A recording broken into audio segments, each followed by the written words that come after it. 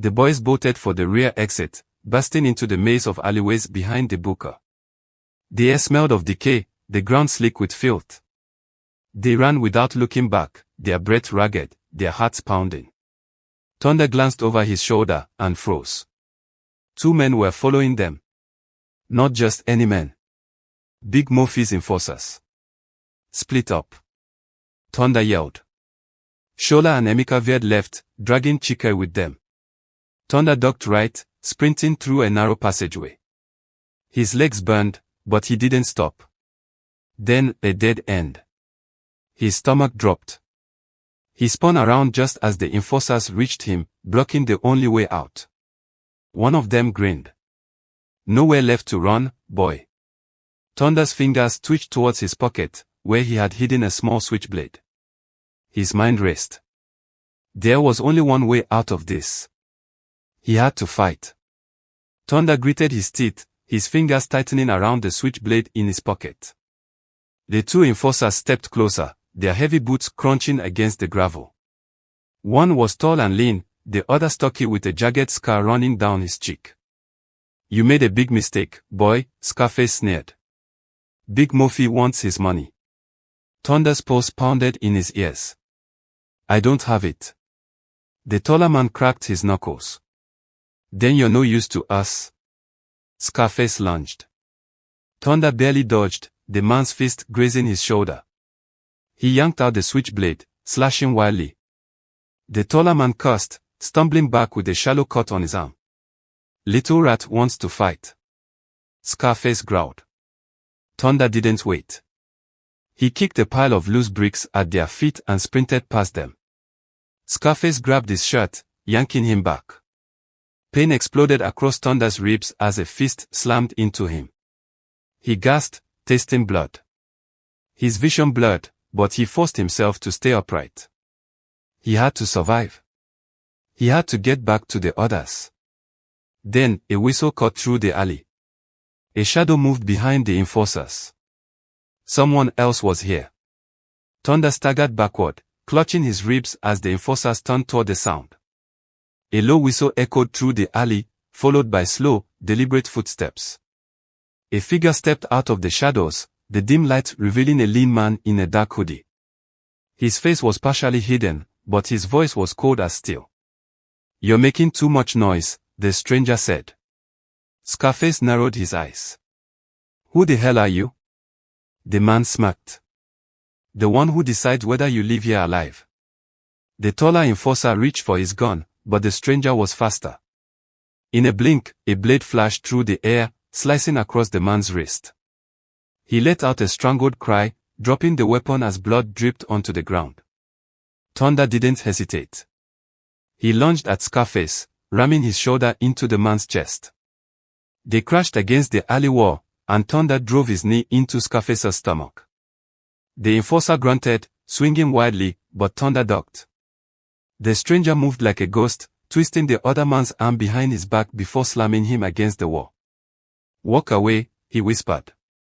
Scarface panted, his gaze darting between the stranger and Thunder. Then, with a curse, he yanked his wounded partner back and stumbled down the alley. Thunder wiped blood from his mouth, turning to face his unexpected savior. Who are you? The man adjusted his hoodie, his face still unreadable. Someone who doesn't like Big Mofe. Thunder stiffened. You know him. A smirk played on the man's lips. Better than you do. Thunder swallowed hard. He didn't trust easily, but right now, he had no choice. If you really want to hurt Big Mofe, help me take him down. The stranger studied him for a long moment. Then, he nodded. Let's talk. Thunder followed the stranger through the maze of alleys, his ribs aching with every breath. He was still trying to process what had just happened. Who was this guy? And why did he want to take down Big Mofe? The stranger led him into an abandoned building, its walls covered in peeling posters and graffiti. A single candle flickered in the corner, casting eerie shadows on the cracked concrete floor. Sit, the man said, motioning to an old wooden crate. Thunder hesitated but obeyed. What's your name? The man leaned against the wall, arms crossed. People call me Ghost. Thunder swallowed. That name carried weight in the streets. He had heard rumors, stories of a man who moved unseen, who took down entire gangs without a trace. Some said he was a myth. Others swore he was the reason certain crime lords never woke up. And now, he was standing right in front of him. Ghost studied him.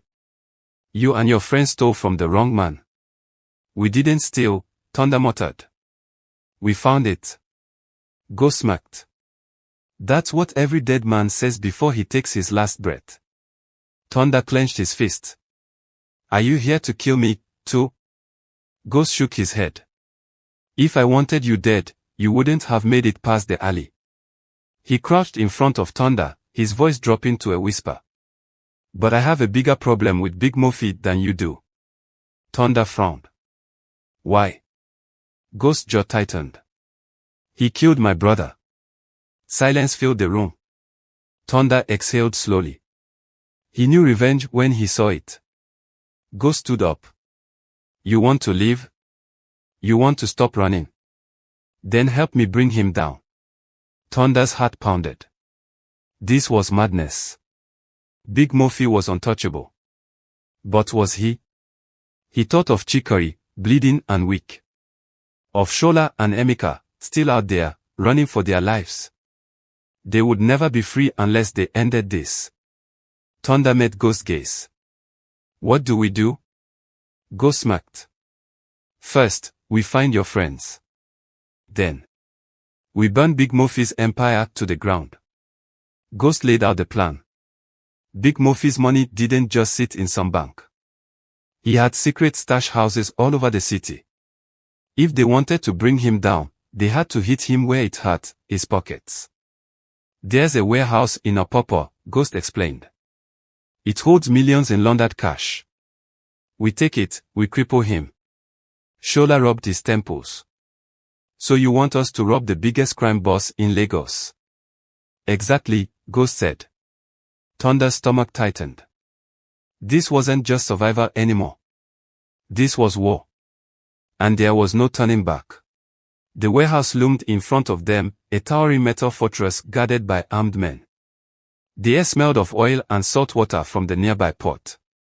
Thunder wiped his sweaty palms on his jeans. How do we get in? Ghost grinned. Leave that to me. With terrifying efficiency, Ghost took down the first two guards in complete silence. A knife to the throat, a quick snap of the neck. No gunfire. No noise. Thunder swallowed hard. This guy was on another level. Move, Ghost whispered. The boys crept through the shadows, their hearts racing. Inside, stacks of cash sat on wooden pallets.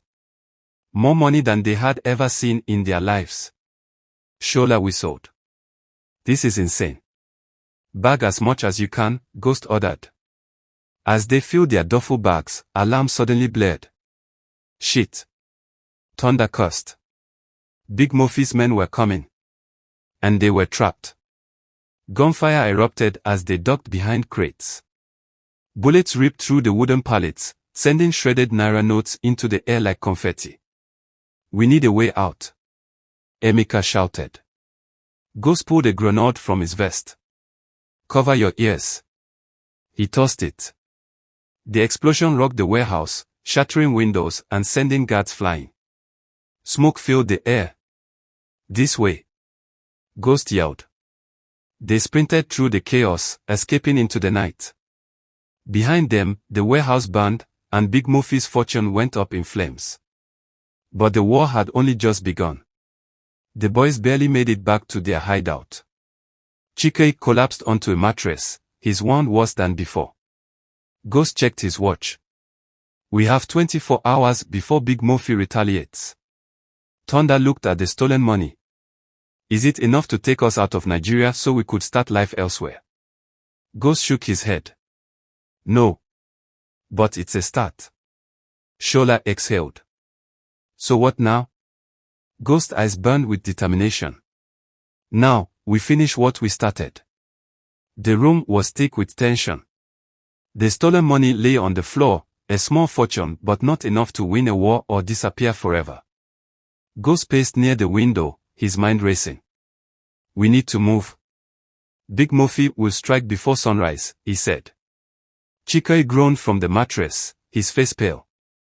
Shola kneeled beside him, pressing a rag against his wound. He's burning up, Shola muttered. We need a doctor. We need a miracle, Thunder corrected. He ran a hand over his face. Ghost, what's the plan? Ghost exhaled. First, we split up. Mofe will come for us, and I doubt he'll show mercy. Shola stood. And then what? Hide forever. No, Ghost said. We take the fight to him. Emeka scoffed. Take the fight to him. You saw what happened back there. We barely got out alive. We didn't come this far to run, Ghost said, voice firm. We end this now. Thunder, silent until now, finally spoke. Then we need weapons. Bigger ones. Though we don't know how to use them, I believe we will learn. Ghost's eyes flickered with approval. I know a guy. A knock at the door froze them. They exchanged glances, every muscle tensed. Ghost reached for his gun and signaled for silence. Shola crept toward the door, peeking through a crack. It's her, Shola whispered. Who? Thunder asked. Shola unbolted the door. A woman stepped inside, her face shadowed by the dim light. It was Ijeoma. And she wasn't alone. Behind her stood 3 men, each armed, their faces unreadable. You boys have caused quite a mess, she said coolly. Ghost clenched his jaw. What do you want? Ijeoma smirked. Same thing you want. Thunder narrowed his eyes. And what's that? She stepped forward, her voice dropping to a whisper. To kill Big Mofe. The city of Lagos was a battlefield, but Thunder, Shola, Emeka, and Chikoi had somehow survived. They had been to hell and back, fought their way through every trap and ambush, and risked everything to take down Big Mofe. But now, as the sun dipped below the horizon, they found themselves standing at the edge of freedom, uncertain of what to expect next. It had been 2 weeks since the raid on the convoy, and things had quieted down, too quietly. The group had barely been able to catch their breath when they heard the news. The word on the streets was that a rival gang, led by a ruthless boss named King Jide, had wiped out Big Mofe and his entire crew. At first, they couldn't believe it. The men they'd spent so long running from, fighting against, and trying to outsmart, gone, just like that. Big Mofe, once an untouchable kingpin, was now nothing more than a memory, a faded scar on the landscape of Lagos. Thunder sat on the edge of the rooftop, looking out over the city, his mind racing. He hadn't expected this. In fact, they had expected to keep running for their lives. Yet somehow, they had caught the break they never imagined. Big Mofe's downfall had come not by their hands, but by the violent hand of fate. They weren't just surviving anymore. They were living. And they had won their freedom. And that was enough. This doesn't feel real, Shola muttered from behind him, his voice filled with disbelief. We should have been the ones to take him down, not some random gang. Emeka leaned against the wall beside him, shrugging. Does it matter? We are still alive. We've got the money, and now, we've got a chance to get out of this mess. Chikoi, still weak but no longer as fragile as before, nodded. We've survived. That's more than we could have asked for. The silence stretched between them, a mixture of relief and cautious optimism. For the first time in what felt like forever, they didn't have to look over their shoulders. They weren't running anymore. They were free. Just as they were beginning to process everything, Ghost appeared in the doorway, his hood up, his face unreadable. Ijeoma was behind him, her gaze sharp, calculating. You four are lucky, Ghost said with a slight smile. Big Mofe was a fool to think he could rule this city forever. But we all know how it works. He looked down at the duffel bags filled with cash. The money's good, but it won't keep you safe forever. Thunder didn't respond immediately, still trying to wrap his mind around the fact that they had made it out alive. You're leaving, Thunder said, finally looking up at them. Ijeoma smirked. We've taken our share of the money. We are moving on, just like you should. Lagos doesn't forgive, and neither do we. This life isn't for us anymore. Ghost eyes softened for a brief moment, a flicker of something like respect in his expression. But you four. You've got something most people don't, luck. Don't waste it. They didn't waste any more time with goodbyes. Ajoma and Ghost grabbed their bags and disappeared into the night, leaving the four friends behind, standing on the rooftop, their futures uncertain but filled with possibility. It wasn't long before Thunder, Shola, Emeka, and Chike packed their things, making sure they took as much of the remaining money as possible. They couldn't risk staying in Lagos anymore, not after everything that had happened, not after King Jide's men had torn through Big Mofe's empire. So, with nothing but their clothes, a few duffel bags full of cash, and the promise of a fresh start, they left the city that had once been their prison. Enugu, far away from the chaos of Lagos, was where they set their sights. They arrived in the small but peaceful city with dreams of starting over, of leaving their past behind. Life in Enugu was different. The air was fresh, the people kind, and the atmosphere full of hope. For the first time in a long while, Thunder felt the weight lift off his shoulders. They rented a small apartment and settled in, laying low, enjoying the quiet that came with being free from the streets. Months passed, and soon, the four friends found themselves enrolled in the University of Nigeria, Nsukka. It wasn't easy at first. The transition from surviving to studying took time, but they adapted. The money they had taken from Big Mofe had bought them a chance, not just to escape the life they once knew, but to pursue something they never thought possible, an education, a real future. Thunder, with his sharp mind and ambition, enrolled in business administration. Shola, always quick with his hands and head, chose mechanical engineering. Emeka, the more introspective of the group, went for psychology, while Chike, still recovering but stronger than before, decided on law. They weren't just surviving anymore. They were living. The years passed quickly. Their bond grew even stronger as they navigated university life. No longer were they a group of boys running from one disaster to the next. They were young men with a future ahead of them. The money they had left from Big Mofe's fortune had allowed them to focus on their studies without fear, without pressure. But even with that wealth, they never lost sight of who they were or where they had come from. Shola walked with Thunder one afternoon after class, the sounds of students and the hustle of campus life filling the air. Can you believe this? We are here. At university. No more running. Thunder smiled, his eyes focused on the road ahead. I never thought I'd see the day. But here we are. We made it. Emeka, passing by with Chike, gave a small chuckle. Yeah, but let's not forget, this isn't just luck. We earned this. We fought for it. Chike, though quieter than the others, added, and we've got each other. That's what counts.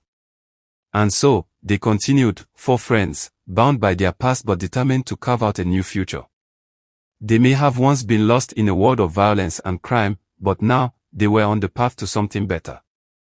They were free, their past buried in the city of Lagos, a distant memory.